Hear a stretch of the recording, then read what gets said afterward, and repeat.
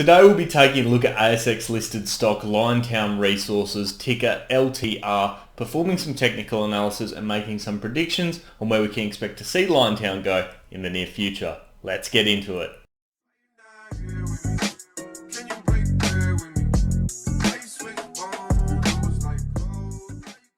How's it going, guys? Ryan here and welcome back to another ASX stock analysis video. Today we're taking a look at Liontown Resources. The ticker on the ASX is LTR, and once again this is another lithium company. I love having a look at all these lithium companies, in particular the explorers, because over the past 12 months they have been a really hot sector to get into, and of course have performed very well. LTR is certainly no different, and their main resource is their Kathleen Valley lithium project. They have a resource of over 150 million tons of an MRE of 1.4% lithium oxide. So that is a really decent sized resource, and in particular when lithium is in hot demand now and is going to continue to be in hot demand, this is a resource that obviously not only investors but people like clients are looking to get their hands on. So a really cool company. I suggest you do check it out. Certainly does have a lot of potential in my opinion. But today simply all we're doing is performing some technical analysis and making some predictions on where we can expect to see Liontown go in the near future. So without any further ado, let's jump straight into today's analysis.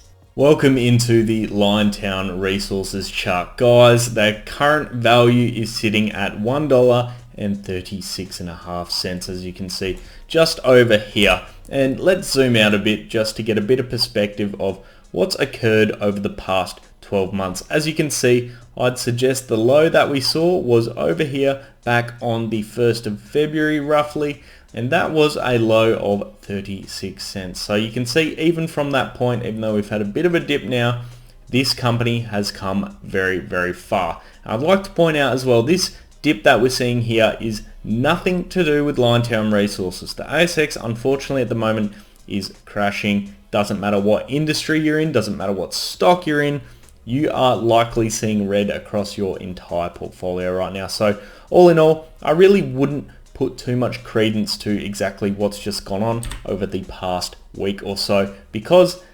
realistically there has been a crash and there's nothing simply we can do about it. But something I will give a little bit of attention to is straight off the bat what we can see is a gap has formed, and that gap has occurred between the 21st and the 24th of January. On the 21st of January we had a day low of $1.61.5, and the following day we had a high on that day of $1.58.5. So we have a gap which has formed right there. So immediately that puts in place for us a bit of a target when we do eventually bounce. Right now though, in order to get to that target, we need to put in place, I suppose, a bit of a pattern to understand exactly where we are sitting. So first and foremost, I'd suggest let's take, I suppose, the past peak that we saw over here on the 26th of November and start making a nice little bit of a chart moving downwards in order to put in place some key points of resistance and some key points of support. So immediately I'm going to put a bit of a trend line in there. We've got 3 points of contact on this line, so I think that's probably a relatively good point of resistance, a bit of a downtrend at the top here. And if we do copy and paste that line at this point in time, you can see that this potentially could be forming what is, I suppose, a bit of a channel. And this downtrending channel, I would suggest, starts in a bit of a fashion like this. Whilst yes, we did go below the point, I suppose, of our channel over here back in December, we do have, I suppose, a lot of momentum and support previously and touch points that we have seen. And I think that's why we today have actually just had a bit of a bounce and a bit of a turnaround. Now, interestingly enough, over these few days, including today, the volume hasn't been large.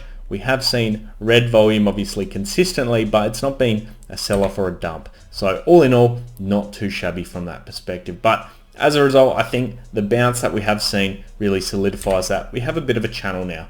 ideally what I'd like to see now is a bit of an upwards movement or even sideways movement to start moving back up towards this line up here at the top.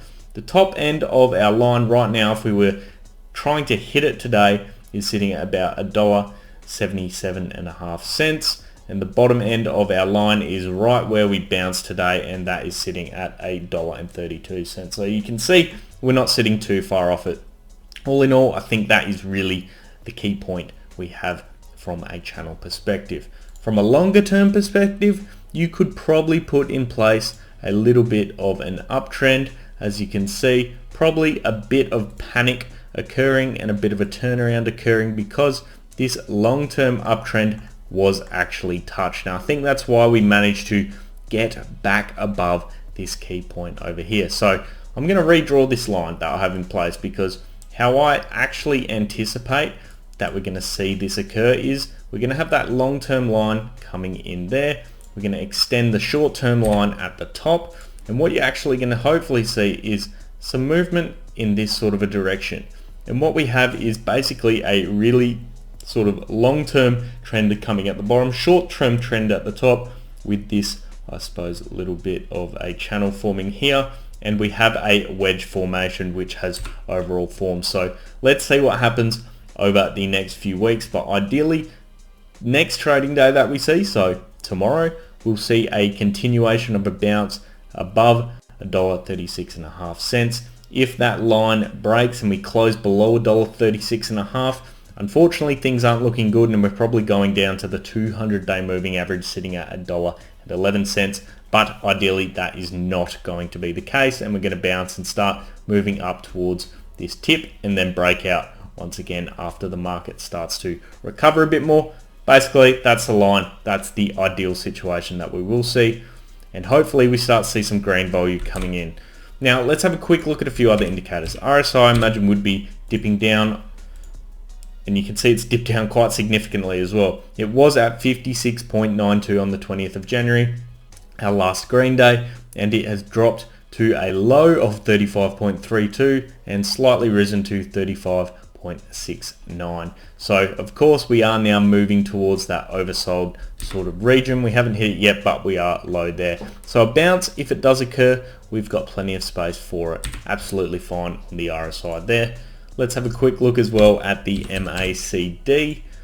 Chuck that one on, and you can see we had, unfortunately, the 12-day EMA, let me just zoom in there, crossed below the 26-day EMA, which occurred basically when we had our gap form, probably resulting in, I suppose, a bit more pain than we should have had. But all in all, we've bounced off that long-term uptrend line, so it isn't looking horrible at this point in time. But ideally what we see now is this candle that we have on the MACD being the peak, and we start to see a bit of a turnaround occur, much like that. I don't think it'll be this sharp, it'll probably be more like this, and ideally what we want to see is that cross occur once again within the next 2 weeks and start to see a bit of a turnaround in the price of LTR. But all in all, they've had a very good run, a high back here on the 1st of November, that high being $1.99.5. So I'm sure a few investors were annoyed they nearly hit that $2 mark, but it wasn't to be. But they've had an absolutely fantastic run over the past 12 months. So you've got to give credit where credit is absolutely due.